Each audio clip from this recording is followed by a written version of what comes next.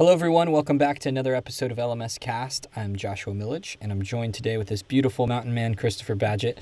And today we're talking about the top 3 mistakes e-learning entrepreneurs make. And I think that if you're at the beginning, middle, or end of your entrepreneurial journey, it doesn't really matter. If you're making these mistakes, you're leaving time and money on the table. So, Chris, let's jump into them. What's the first mistake that people are making? It's a time mistake. You know, you're only going to get so many turns on this earth as it goes around the sun. Life is short, and if you don't figure out how to leverage time, you're just going to block yourself, and you're just going to be frustrated. So, to put it into context, if you're just seeing this video on YouTube and this is the first time you've met Chris and Josh, we have a WordPress learning management system plugin called LifterLMS. We also do custom learning management systems of various levels of complexity with the client services side of our business at Codebox, and that's at gocodebox.com. But one of the things you'll notice on LifterLMS is we're getting a lot of feedback and seeing people make a lot of mistakes. So we wanted to introduce a done-for-you setup service that could help accelerate people through the mistakes. Mm-hmm. One of those is just the time factor. We've just seen people get going and then just get bogged down and not get it done. Yeah. And there's nothing wrong with getting it, like, for example, if you're going to build a WordPress site and put in a learning management system plugin like LifterLMS, to go ahead and get it, install it, and start messing around with it to see how it works. And I mean, that's how a lot of people learn. That's great. But what you want to avoid doing is getting bogged down and wasting too much time. And now you're making mistakes, and now you're getting frustrated when it didn't have to be that way. So time is a big thing to just be aware of. Be aware of how you're spending your time when you're building your online community. Right. Yeah. And I think it's all phased. Like, first and foremost, make sure there's people out there that want to learn your content. Yeah. So that'll save you the most amount of time.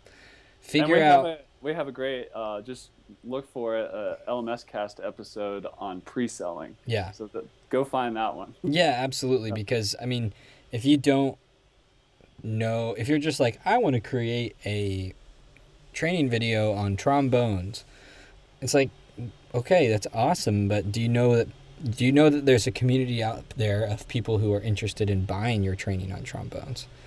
Because if you don't know that, if you can't answer that question or have an idea, it's probably not a good idea to build that course yet. Like, figure out where that starving crowd is. And that's a really great story from Gary Halbert, who said, he was asked if he was starting a hamburger joint, what's the number one competitive advantage that he'd take over anything else? And the guys on the panel that he was on were saying different things, like, I'd have the best meat, or I'd have the best service, I'd have the fastest time. He said, I just have a hungry crowd, or starving crowd. That's my competitive advantage. I just want a bunch of hungry people, And it kind of shocks you, but it's true. Like, what's your starving crowd for your product or service or what have you? Because if you don't have that starving crowd, it doesn't matter. And you'll save the most amount of time by answering that question. You'll also have the most amount of resistance answering that question. Yeah. So. And there's a nuance to that. Like, if you go to Udemy, I've seen people do this where they go to Udemy and they see that one of their top sellers is a course on how to do Excel. And whoever was behind that is making millions of dollars and just has tons and tons of students. So there is a crowd there, but you have to be able to answer the question is, can you reach them? Yeah. That's an important consideration. And it's hugely important. Yeah. And it's a lot of people start from zero. We all start from zero. So that's just because you can't reach them today doesn't mean you can't. Yeah, exactly. That's great. So what's the next mistake, Chris? The next one, I would just call it the classic mistake, is over complexity or just creating too much complexity in your learning management system than is required for what you're trying to do. Mm-hmm. So that's one of the reasons we built our done-for-you service, is that we can help you avoid the classic overcomplicate things mistake. But we also have some other episodes here, if you could go through this LMScast and you can learn about, hard-won truths that we've experienced and try to avoid some of those. But I guess you can overcomplicate the number of integrations. You can overcomplicate the layout of your course. You can overcomplicate a course by trying to put too much in it and being too broad on a topic. You can overcomplicate your lessons by putting too much in each lesson, that little bite-sized module of learning. There's just a lot of ways to overcomplicate learning unnecessarily, which is crazy because we've never had so much. There's never been a better time and more technology at your fingertips. It doesn't mean you need to use it all. At the end of the day, just focus on that learning experience of the user. And I would encourage people to try to go as minimalist as they can, especially if they're just getting started, to help that learner get where they need to be. That's a great point of feedback. And it's true in almost anything we do, is just get to the bare bones first and then build from there based on feedback from students and customers. That's a great one. What else, Chris? The third one is just to not do the journey alone. Get some expert help. With our done-for-you setup service, we've just mentioned that another great benefit of it is you get access to us, the team behind LifterLMS, and a team who's also done a lot of custom LMS builds. So you can leverage the power of others. I love standing on the shoulders of giants.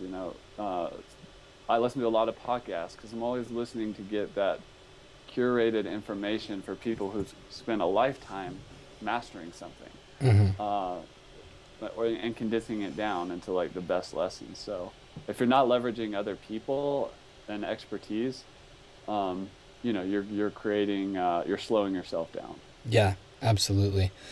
That's fantastic. Well, I want to hear what people think about these and if they're going to implement them. And so head over to lmscast.com, find this episode, leave us a comment there, or hit us up on YouTube comments if you're over there, or Twitter. You can find me at Millage and Chris at Chris Badgett, excuse me. We want to interact with you and help you avoid these mistakes in your entrepreneurial e-learning journey, because we're all in this together and we're learning all the time too. And so we're just sharing as we learn. We're sharing with you what we're learning too. So any final thoughts for the crew, Chris? Yeah, I would just say that, we're a big believers in on the movement to change learning or to empower others to adapt to a new learning model, because we know that our traditional education system and around us, a lot of it is very archaic, very ineffective. It's not really focused on learning. So if you're going to be a part of the change and create innovative learning environments and leverage the power of the global web and all these technologies that are available, it's important to integrate with people like us and other leaders in education space and technology, to really grow your capabilities quickly. Yeah, absolutely. Absolutely. I love it. Right on. All right. Well, we'll talk to everyone next week.